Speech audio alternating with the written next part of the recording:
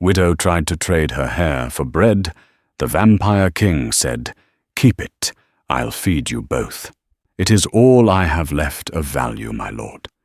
It is clean, it is long, and it has never known the touch of a common shear." Jessamine's voice didn't tremble, though the cold of the throne room seeped through her thin soles and bit at her marrow. She knelt before the dais, her hands shaking as she pulled the heavy, chestnut weight of her hair over one shoulder. In her right hand, a pair of rusted tailor's scissors glinted under the pale moonlight, streaming through the high, arched windows of the Raven Spire. "A loaf of rye," she whispered. "One for the girl, and one for the memory of the man I buried." The shadow upon the throne shifted. A sound like silk dragging over stone echoed in the silence. Evander Ravenhill, the king of the Black Reach Crags, leaned forward. His eyes weren't red, as the villagers claimed, but a piercing, frozen violet. "Keep it," he said, his voice a low, melodic rumble that vibrated in her chest. "The shears are dull, and the wind is far too cold for a bare neck. I will feed you both. But not for hair, Jessamine Fairhaven." The village of Oakhaven was dying, not with a scream, but with a rattling, frozen sigh. Jessamine stood by the window of her cottage, watching the snow bury the fence her husband, Cedric, had built 3 summers ago. Cedric Fairhaven had been a man of soil and sunlight, a carpenter who smelled of cedar shavings and honest sweat. But the great frost had come, a winter that refused to break, and the soil had turned to iron. Cedric had caught the lung fever trying to dig through the permafrost to find the last of the winter beets. He had died in the autumn, leaving Jessamine with a hollow hearth and a 5-year-old daughter, Callista, whose ribs were beginning to show through her woolen shift like the hull of a wrecked ship. The pantry was a tomb, a handful of oat dust, a jar of rancid lard, and the memory of soup. "Mama?" Callista's voice came from the pallet by the fire. The fire was little more than a single, flickering ember, struggling against the draught. "Is the baker coming today?" Jessamine turned, forced a smile that felt like glass cracking. She smoothed her hair, the one thing the famine hadn't taken. It was thick, reaching past her waist, a deep, rich mahogany that Cedric used to say was the color of a polished cello. In Oakhaven, hair like that could be sold to the wig makers in the southern cities if the traders could get through the passes. But the passes were blocked by the king's decree. "The baker is sleeping, Cal," Jessamine whispered, kneeling by the girl and tucking the thin blanket tighter. "But I'm going to go find us something better. Stay here. Don't open the door for anyone but the wind." She took the tailor's shears from the sewing basket. They were heavy, cold, and notched with age. She wrapped herself in her threadbare cloak, the wool so thin it was more a suggestion of warmth than a reality. Outside, the world was a study in grayscale. The sky was the color of a bruised plum, and the wind howled through the skeletal trees like a pack of starving wolves. She began the climb. The Raven Spire sat atop the highest peak of the crags, a jagged tooth of obsidian piercing the clouds. People said the king who lived there, Evander Ravenhill, was older than the mountains themselves. They said he drank the moonlight and feasted on the shadows of the desperate. But hunger is a more immediate monster than folklore. As she trekked, the air grew thinner, crystalline. Every breath felt like swallowing needles. She thought of the gold sellers who used to come to the village. They would weigh a woman's braid against a bag of grain. Her hair was long. Surely it was worth a month of life. She passed the iron gates, which stood open and mocking. No guard stood watch. The cold was sentry enough. The climb took hours, her boots tattered, and her toes numbing into a terrifying silence. By the time she reached the great hall, her vision was swimming with white spots. The doors swung open before she could touch the iron rings. The interior was vast, smelling of ancient incense and something sharp, like ozone before a storm. There was no fire in the hearths, yet the air felt strangely still, as if the castle itself were holding its breath. She walked the length of the hall, her footsteps echoing. At the far end, on a throne carved from a single block of star-glass, sat the man the world feared. He was dressed in black velvet and silver lace, his skin the color of fine porcelain, translucent and perfect. His hair was as black as the ravens that circled the tower, falling over his brow in elegant disarray. He didn't look like a monster. He looked like a tragedy. Jessamine knelt. She felt the weight of her hair, the only currency she had left. She made her offer, her voice a fragile thing in the cavernous space. When he spoke, the sound wasn't what she expected. It wasn't the snarl of a beast, but the weary cadence of a man who had heard every prayer and ignored them all. Until now. "Keep it," he told her. "I have no use for the vanity of the living." He stood, and his height was intimidating, a shadow that seemed to stretch and fill the room. He descended the stairs, his movements fluid and silent, like a cat stalking through tall grass. He stopped 3 paces from her. The scent of him hit her then. Not decay, but cold mountain air and crushed violets. "You are Jessamine," he said. It wasn't a question. "The widow of the woodcutter. You have a child with eyes like the spring sky." Jessamine gasped, her hand flying to her throat. How do you know?" "I hear the heartbeat of the valley," Evander replied, his violet eyes tracking the pulse in her neck. "It is a frantic, stuttering sound lately. Most heartbeats go out like candles. Yours is a stubborn flame." He reached out. She flinched, expecting the bite of fangs or the grip of ice. Instead, his long, elegant fingers merely brushed a stray lock of hair back from her forehead. His touch was cold, colder than the snow, but there was a strange, electric thrum in it. "You came to trade your beauty for bread," he murmured. "A poor bargain. Beauty fades in the grave, but hunger is eternal. I will feed your daughter. I will send my riders with grain, meat, and wood for your hearth." "Why?" she whispered, her heart hammering against her ribs. "What is the price? If not my hair, then my blood?" Evander's lips curved into a faint, bitter smile. "Your blood is thin with starvation, Jessamine. It would taste of nothing but sorrow. No, the price is simpler. You will stay here. You will dine with me. You will talk to me. The silence of 5 centuries is a weight heavier than any crown." He turned back toward the shadows of the throne. "Go to the kitchens. There is a man there, Benedict Silverthorn. He is my seneschal.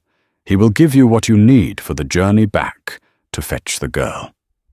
By nightfall, you both will live within these walls." Jessamine looked at the shears in her hand.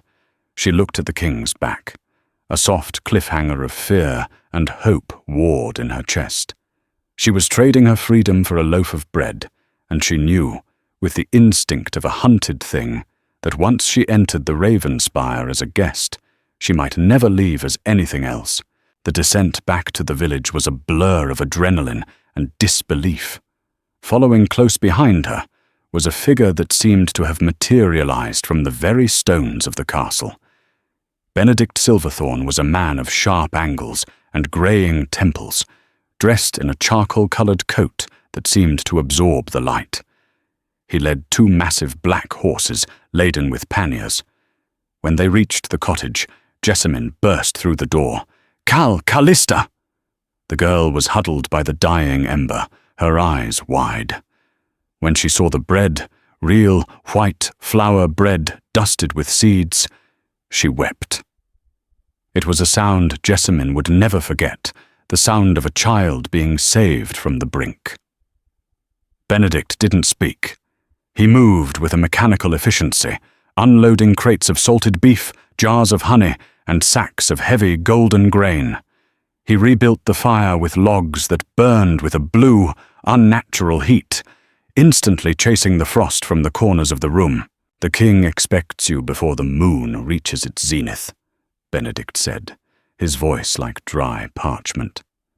"I have to pack," Jessamine said, reaching for a trunk. "Leave it," Benedict replied. "Everything you own is a relic of a life that is over. The king provides for his guests." Jessamine looked at Cedric's chair. She looked at the small wooden bird he had carved for Callista. She tucked the bird into her cloak. That was all. The journey back up the mountain was different this time. She sat on the back of one of the great horses, Callista tucked into her lap. The horse's skin was unnaturally warm, a furnace of muscle and power that didn't seem to tire. As they re-entered the Raven Spire, the gates groaned shut with a finality that made Jessamine's breath hitch. The castle was no longer a cold tomb. Lanterns had been lit, casting long, flickering shadows against the tapestries. The air was warmer now, smelling of cedar and roasting meat. Benedict led them to a suite of rooms in the east wing. It was a place of impossible luxury. The bed was piled high with furs and silks. There was a copper tub filled with steaming water, and laid out on the chaise were clothes of velvet and lace. "Bathe," Benedict commanded. "Eat. Then, Jessamine, you will join the king in the solarium." Callista was already poking at a bowl of fruit on the table, her hunger overriding her fear. Jessamine washed the grime of Oakhaven from her skin. As she scrubbed, she felt the phantom weight of the king's touch on her brow. Who was he? The stories said he was a butcher, a tyrant who had locked the seasons in a permanent winter to keep his subjects weak. But the man she had seen looked hollowed out. She dressed in a gown of deep emerald silk. It fit her perfectly, as if it had been made for her measurements. She left her hair down, cascading over her shoulders like a dark waterfall. She felt like a different woman. Not a widow, not a beggar, but a character in a dark fairy tale. She found Evander in the solarium, a room with a glass ceiling that looked out onto the swirling nebula of the winter sky. He was standing by a telescope, his hands folded behind his back. "The girl is asleep?" he asked without turning. "She is full and warm for the first time in a year," Jessamine said. "Thank you." "Do not thank me for bread, Jessamine. It is a basic right that I have denied this land for too long." He turned, and for a moment the moonlight caught the sharp line of his jaw and the haunting depth of his gaze. "You wonder why the winter doesn't end. You think I am the cause." "Are you not?" she asked, her heart tripping. "I am the anchor," he said, stepping closer. "The winter is a curse laid by the House of Silverthorn centuries ago. It feeds on the life force of the ruler. To break it, I must stay here, in this frozen heights, drawing the cold into my own veins so it does not consume the entire world. I am not the king of winter because I love the ice. I am the king of winter because I am the only one who can survive the frost." He reached out, his hand hovering near her cheek. He didn't touch her this time, but she could feel the chill emanating from him. "I brought you here because I wanted to see if there was anything left in Oakhaven that hadn't turned to stone." Your heart beat. "It's the only warm thing I've felt in a century." Jessamine felt a surge of pity so strong it overrode her terror. She reached up and took his hand, pressing his cold palm against her warm cheek. He gasped, a sharp, ragged sound, and for a second his eyes flashed a deep, predatory crimson. He jerked his hand away. "You do not know what you are doing," he hissed. I know what it is to be lonely, she whispered. Evander looked away, his silhouette trembling against the starlight. Go to bed, Jessamine. The nights here are long, and the shadows have teeth. As she walked back to her room, she heard a sound from the depths of the castle. A long, mournful howl that wasn't a wolf. It sounded like a man in agony. She realized then that the bread and the warmth were a gilded cage, and the king was as much a prisoner as she was. The first week in the spire was a study in silence. Every morning a feast appeared in the dining hall. Callista bloomed like a winter rose, her cheeks filling out, her laughter returning as she played with the various clockwork toys Benedict provided. The seneschal was a silent shadow, always watching, his eyes following Jessamine with an unreadable expression. But Evander was only seen at night. They would sit in the library, a room filled with thousands of leather-bound volumes.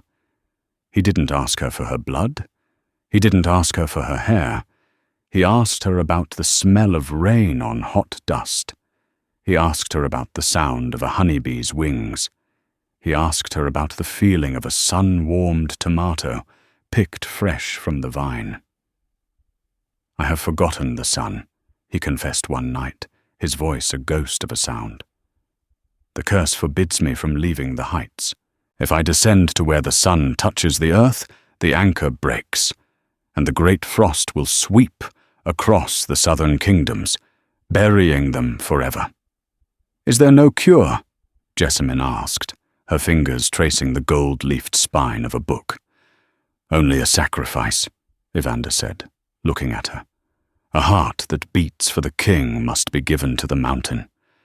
But who would love a monster of ice? Jessamine felt a strange tightening in her chest. She watched him, the way he moved with a tortured grace, the way he looked at the stars as if they were a map to a home he could never return to. He was a king, but he was also a martyr. One evening, she wandered deeper into the castle than she had before.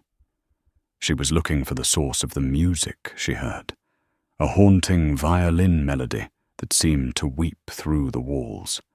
She found herself in a gallery of portraits.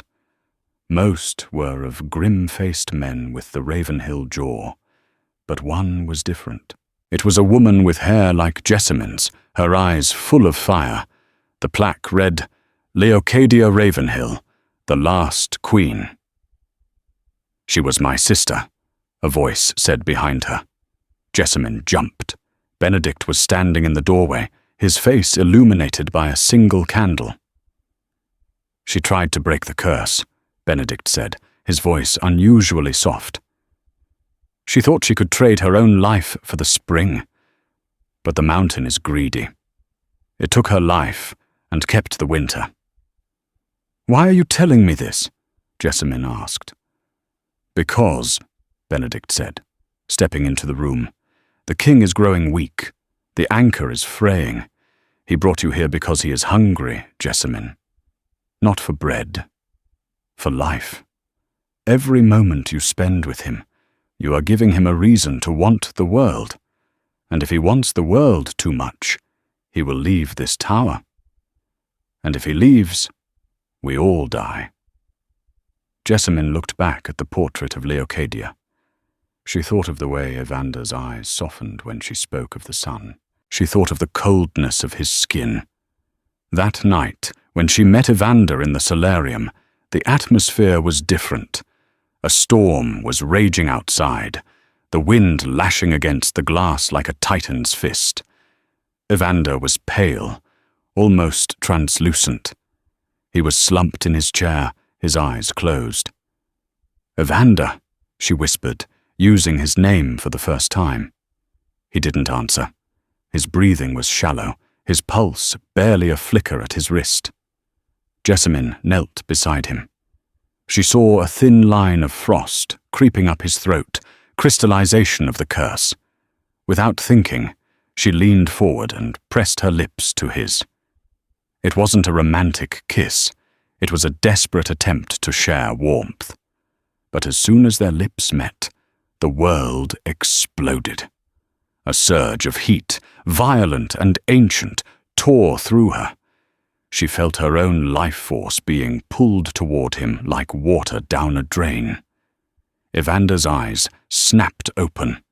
They were blood red, the pupils blown wide. He gripped her shoulders, his fingers bruising her skin. For a moment, she saw the monster. She saw the hunger of 500 years, the raw, aching need of a predator. His fangs grazed her lower lip, drawing a single tiny bead of blood. The scent of it filled the room, rich, copper, and vital. Evander let out a low, guttural growl, his grip tightening. Jessamine didn't pull away. She leaned into him, her heart thundering against his chest, her hair falling around them like a curtain of mahogany silk. "Take it," she whispered against his mouth. "If it helps you hold back the winter. Take it." Evander froze. The red in his eyes flickered, fighting the violet. He looked at her, really looked at her, and saw not a meal, but a woman who was willing to trade her soul for his peace. He shoved her away, gasping for air he didn't technically need. "Get out!" he roared, the sound shaking the glass above them. "Get out before I tear the life from you." Jessamine fled. She ran through the darkened halls, her heart a frantic bird in her chest. She reached her room and locked the door, sinking to the floor. She touched her lip, feeling the slight sting of the puncture. She had seen the beast, but she had also seen the man who was terrified of becoming one. And in that moment, she realized with a sinking dread that she was no longer afraid of the Vampire King. She was afraid of the day his heart would finally stop beating. Outside, the storm shrieked, and for the first time, the frost began to form on the inside of her bedroom window. The anchor was failing. The morning after the storm brought a silence so heavy it felt as though the castle had been submerged in deep water. Jessamine awoke to find the frost patterns on her window had grown into intricate, jagged forests of white, blocking out the pale winter sun. Her lip was slightly swollen, a faint metallic tang still lingering on her tongue, a ghost of the moment she had offered her life to a starving god. She dressed in a gown of heavy, midnight blue wool, her fingers trembling as she laced the bodice. Every nerve in her body felt frayed, pulled taut like a bowstring. She should have been packing her things, grabbing Callista, and fleeing back to the village, even if it meant starving in the snow. But when she looked at her daughter, sleeping soundly under furs with a faint dusting of crumbs on her chin, she knew she couldn't go. Not because of the food, but because of the man who had looked at her with such agonizing restraint. She found Benedict Silverthorn in the great hall, polishing a set of silver candelabras. The light from the high windows caught the sharp bridge of his nose and the cold grey depth of his eyes. "He is in the lower ossuary," Benedict said without looking up. "If you have any sense, you will take the girl and leave while he is still fighting the hunger. The horses are saddled." "I'm not a coward, Benedict," Jessamine replied, her voice steadying. "And I'm not just a meal. Why do you hate him so much? You serve him, yet you speak of him as if he were a plague." Benedict paused, his cloth frozen against the silver. "I do not hate him, Jessamine. I fear for the world. My family has been the keepers of the Ravenhill anchor for 10 generations. We are the Silverthorns, the thorns that keep the rose from being plucked. My duty is to ensure the king stays on his throne so the ice stays in the crags. You are a distraction, a warmth that will melt the very thing holding this kingdom together." "Then let it melt," she whispered. "No one should have to live like this. Not even a king." Benedict looked at her then, a flicker of something like pity crossing his features. Go to him, then. See what your warmth does to a man made of ice. Jessamine descended the spiral stairs into the heart of the mountain. The air grew colder, smelling of damp stone and ancient, forgotten things. She found Evander in a chamber lined with sarcophagi, standing before a massive, pulsating crystal that glowed with a sickly, violet light. This was the anchor. It hummed with a low-frequency vibration that made her teeth ache. Evander was stripped to his waist. His back was a map of scars, long, jagged lines that looked like lightning strikes. As she watched, a vein of frost crept across his shoulder blade, turning the skin into translucent marble. He was leaning against the crystal, his forehead pressed to the stone, his breath coming in ragged, crystalline puffs. "Evander," she breathed. He didn't turn, but his posture stiffened. "I told you to leave." "I'm not leaving someone who is suffering," she said, stepping closer. The cold emanating from the crystal was a physical wall, but she pushed through it. She reached out, her hand hovering over the frost on his back. "Is this what the curse does? It turns you into the mountain." "It claims the vessel," he rasped. "The more I care for the world, the more it demands. To keep the frost at bay, I must become it. Every emotion, every desire, it weakens the hold. Last night, when I tasted your blood, I felt the spring, and for every second of spring I feel, a decade of winter is added to the debt." Jessamine didn't listen to the warnings. She pressed her palm flat against the frost on his skin. He let out a choked sound, a mix of a sob and a snarl. "Don't," he begged. "You're burning me." "Good," she said, her eyes filling with tears. "Let it burn. Let it remind you that you're still a man, not just an anchor." She moved around him, forcing him to look at her. His eyes were violet again, but they were clouded with pain. She took his frozen hands in hers and began to chafe them, trying to bring the blood back to the surface. She talked to him then, not of the sun or the rain, but of Cedric. "My husband was a good man," she said softly. "He worked until his hands bled, so I could have a ribbon for my hair. He died because he wouldn't stop trying to provide. You're doing the same thing, Evander. You are working yourself into a grave for people who don't even know your name. But you can't save the world if you're a statue." Evander looked down at their joined hands. The frost on his skin began to recede, turning back into pale, living flesh. For a long moment, the only sound in the ossuary was the rhythmic, dying hum of the anchor and the steady beat of Jessamine's heart. "I have forgotten how to be a man," he whispered, his voice cracking. "I only know how to be a wall." "Then let me be the window," she replied. He leaned down, his forehead resting against hers. He didn't kiss her, but the closeness was more intimate than the blood sharing of the night before. It was a promise of presence.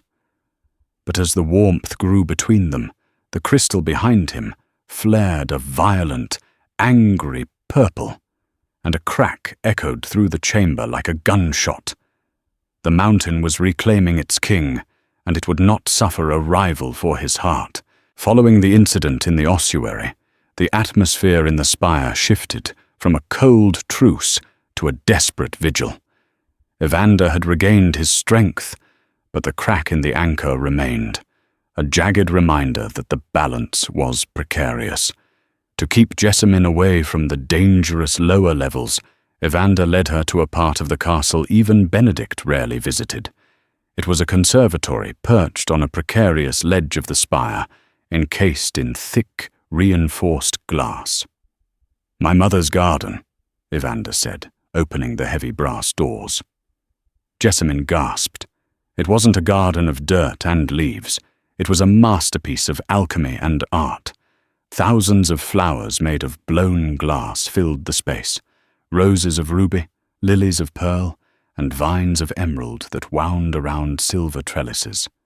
They didn't grow, but they caught the light of the moon and refracted it into 1,000 dancing rainbows. "It's beautiful," Jessamine whispered, walking through the silent, glittering rows. "But it's so still." "She couldn't bear the death of the seasons," Evander explained, his voice echoing in the glass chamber. "When the curse first took hold, she spent her fortune and her sanity creating a world that would never wilt. She wanted to prove that beauty could be eternal without being cold." He reached out and touched a glass rose.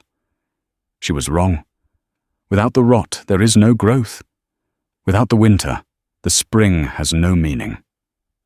This is what I was meant to be, Jessamine. A glass rose. Beautiful, unchanging, and utterly hollow. Jessamine stopped before a fountain where the water had been frozen into a permanent cascade of ice. She looked at her reflection in the glass walls, a woman in a velvet gown, her hair long and wild, her eyes full of a fire she hadn't known she possessed. "You aren't hollow," she said, turning to him. "Hollow things don't fight the way you do. Hollow things don't protect little girls from the dark." She took a small object from the pocket of her gown. It was the wooden bird Cedric had carved. She placed it on a glass pedestal between two crystal lilies.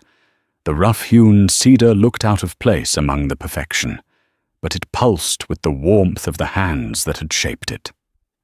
"This is real," she said. "It will eventually crumble into dust. It will rot and disappear. But it means more than all the glass in this room because it was made with love, not fear." Evander looked at the wooden bird, then back at Jessamine. The distance between them seemed to shrink, the air thick with the scent of ozone and the faint, sweet smell of the cedar. "I am beginning to fear that love is the more dangerous curse," he murmured.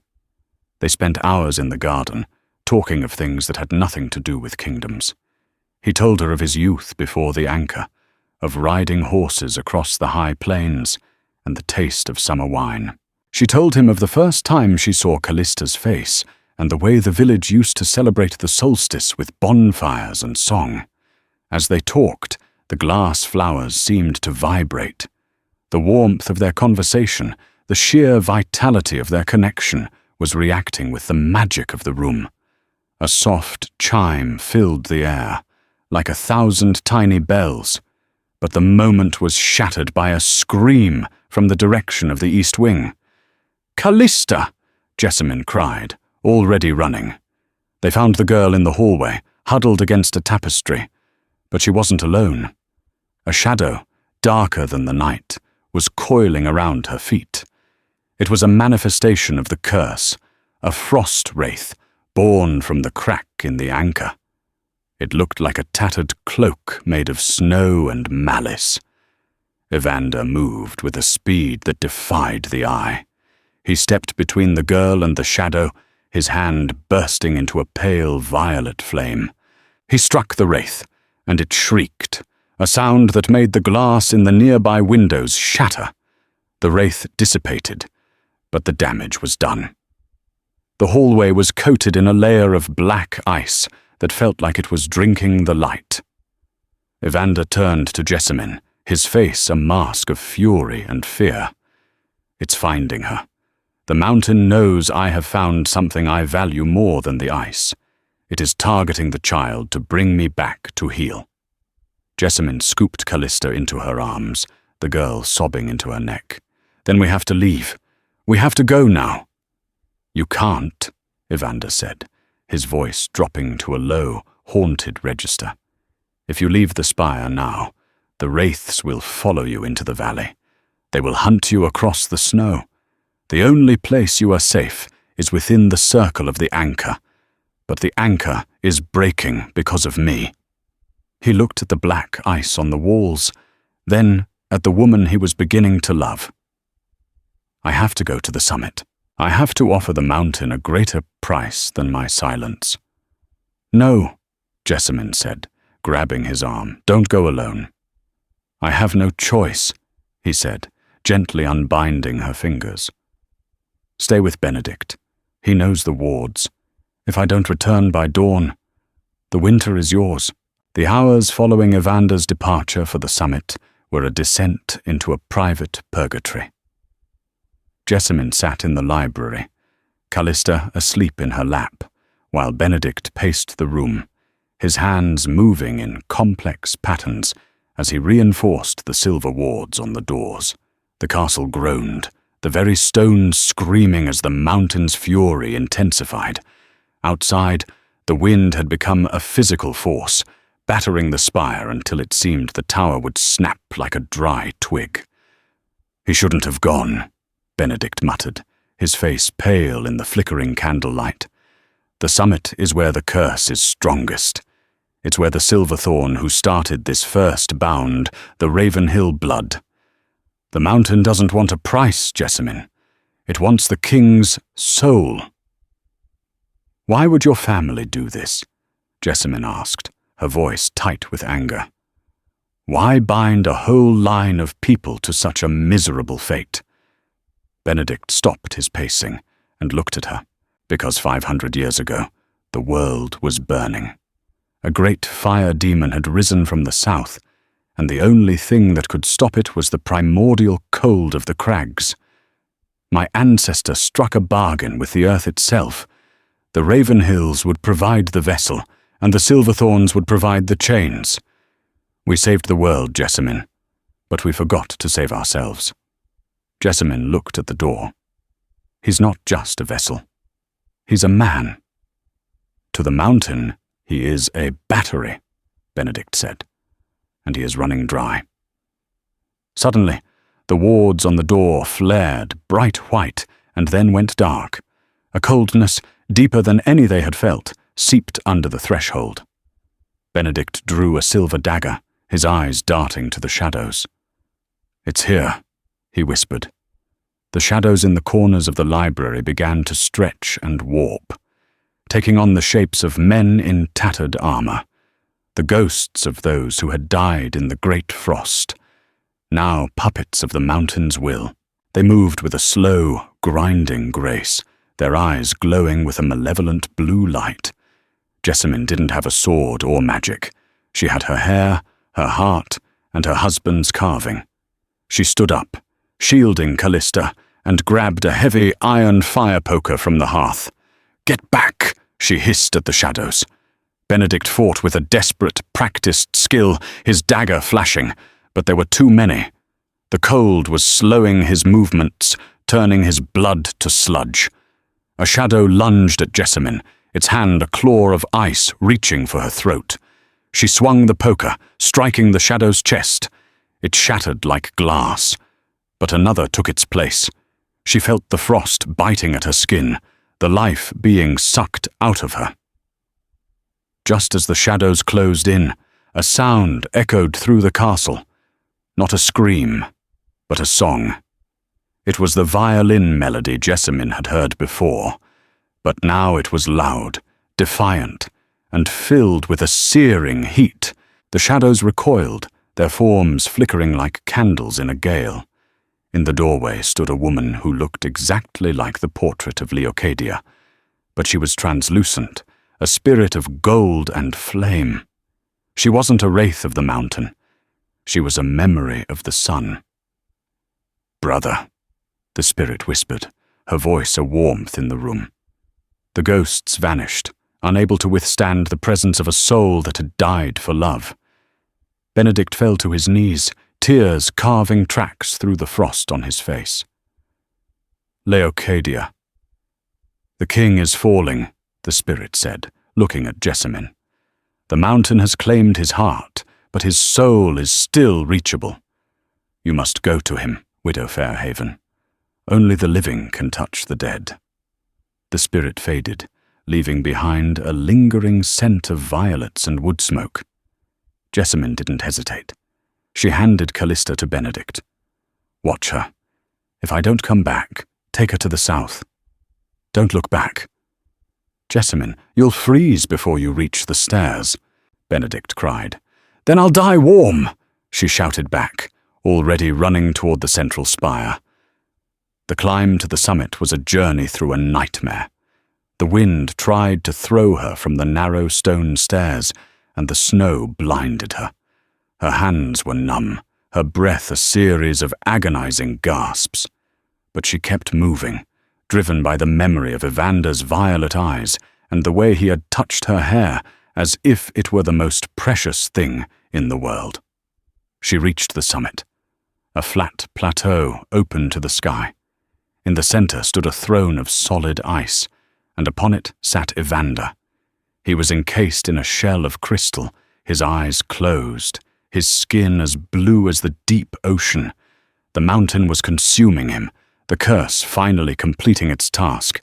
He was becoming the anchor itself. "Evander!" she screamed, her voice lost in the roar of the blizzard.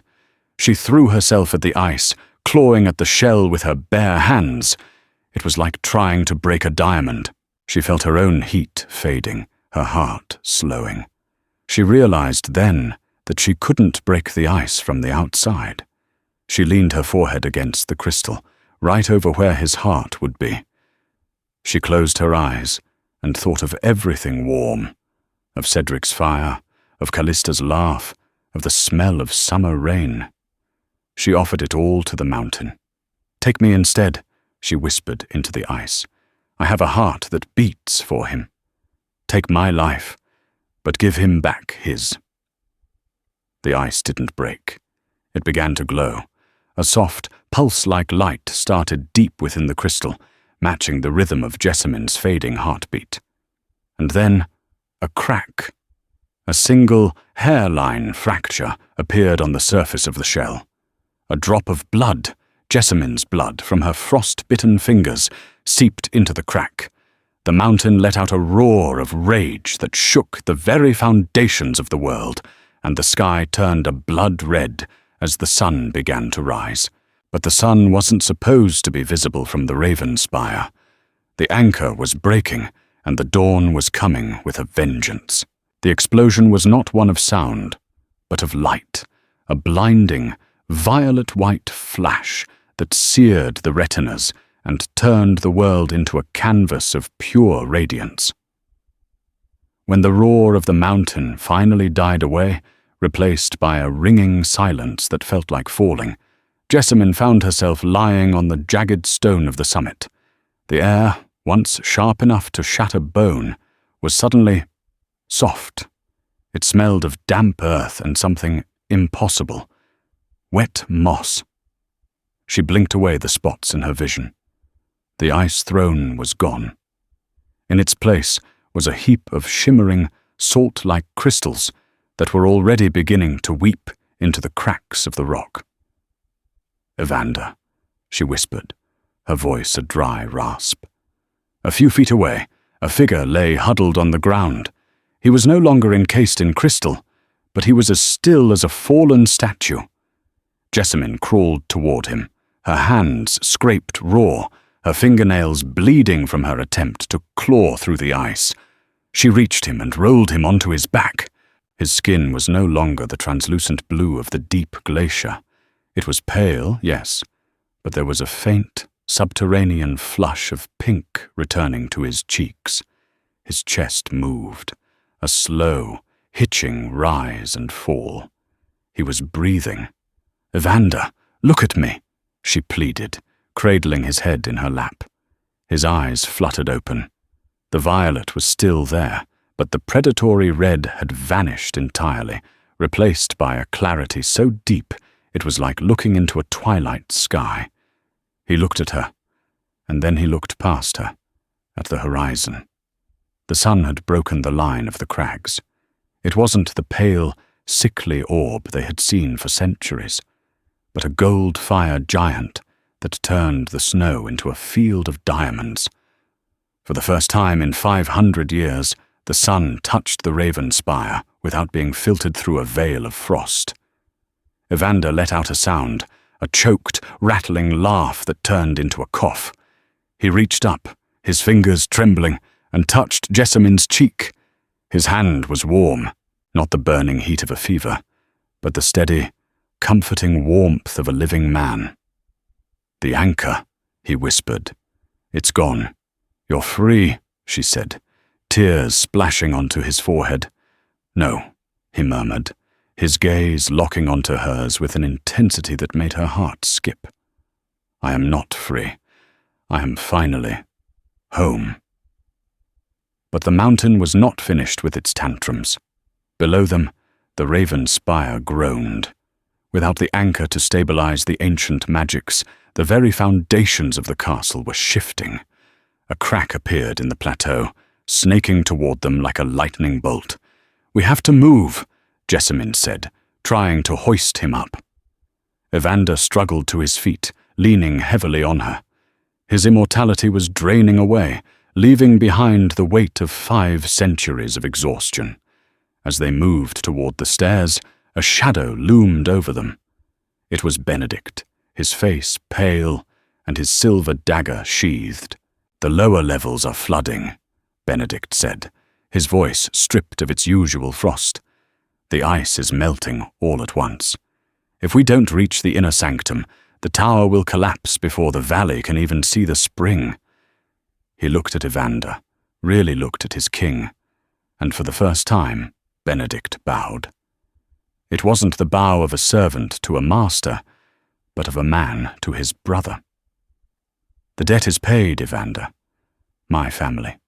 We are done." "Then help me save the only thing that matters," Evander said, nodding toward the direction of the east wing, where Callista waited. They descended the stairs as the world around them began to weep. Every statue, every pillar, every wall of ice was turning to water. The great frost was ending, but it was ending in a deluge that threatened to wash away everything they had built. The descent through the melting castle was a journey through a dying world. Cascades of water poured from the ceilings, and the air was thick with the scent of ancient dust being washed away. They reached the library just as the black ice on the walls began to liquefy into a foul, dark sludge. Callista was standing on a table, her eyes wide with terror as the water swirled around the legs. Benedict scooped her up, his movements fluid despite the chaos. "The horses!" Jessamyn shouted over the roar of a nearby collapse. "They are gone!" Benedict replied. "They were creatures of the frost. They vanished when the sun hit the gates." "Then we walk," Evander said. He stood straighter now, his jaw set. The transition from vampire king to mortal man was agonizing. She could see the way his muscles bunched, the way his heartbeat pounded visibly in his neck, but the iron in his spirit remained. They fought their way to the great gates. Outside, the view was transformative. The village of Oakhaven, once a white tomb, was emerging from the drifts. The snow was retreating in great, steaming waves.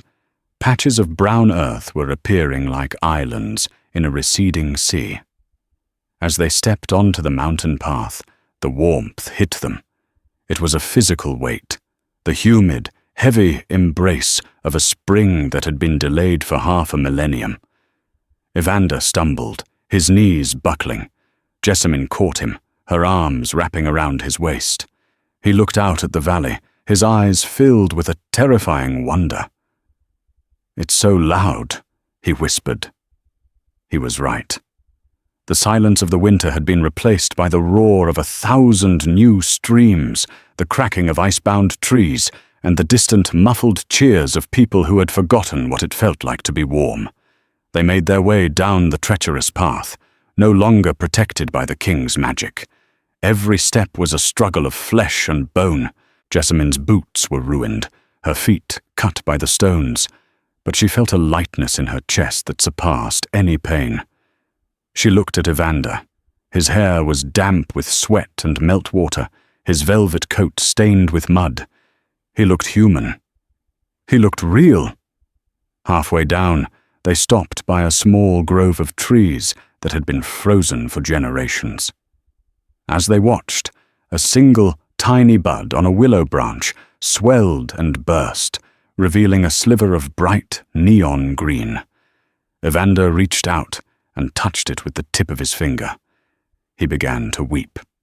It wasn't the silent, dignified weeping of a king, but the heaving, messy sobs of a man who had been holding his breath for 500 years.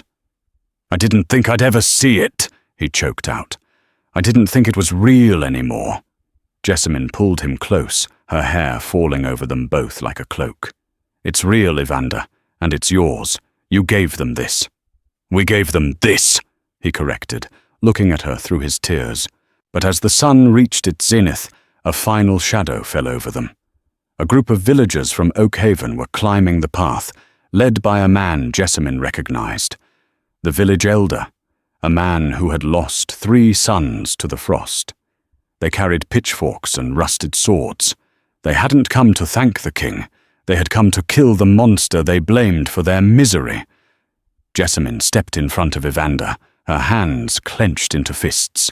The air on the mountain slope was thick with the scent of wet pine and the steam rising from the melting drifts. But the atmosphere between the two groups was as brittle as the receding ice. The villagers stood in a ragged line, their faces etched with the scars of a half-millennium of shared trauma. These were the descendants of the starving, the sons and daughters of a town that had forgotten the taste of a peach or the touch of warm rain. In their eyes was a flicker of something ancient and ugly, a need for a scapegoat, a physical target for 500 years of grief. The elder, a man named Silas, whose back was permanently hunched from the cold, stepped forward. The rusted pitchfork in his hands trembled. "He has no power here," Silas wheezed, his breath no longer a white cloud, but a clear, gasping labor. "The frost is gone. The beast is weak. We finish it today."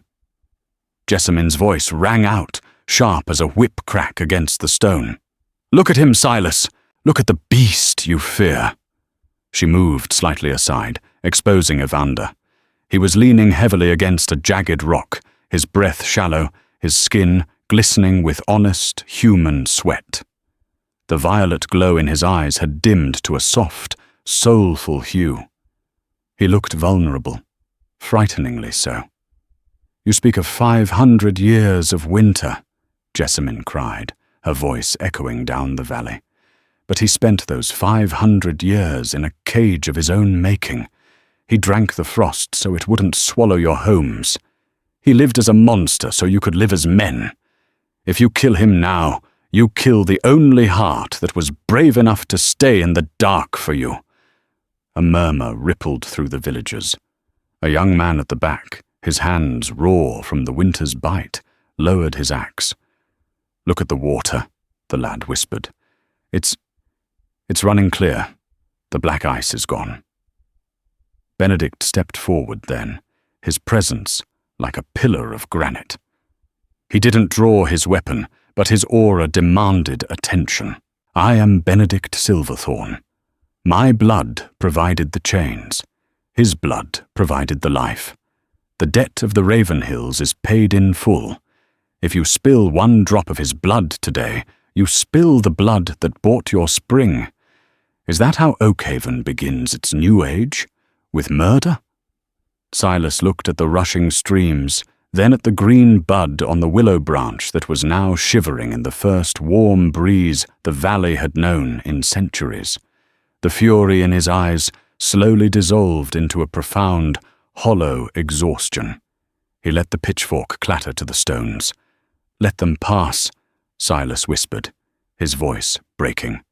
The villagers parted, a corridor of silent, awe-struck people.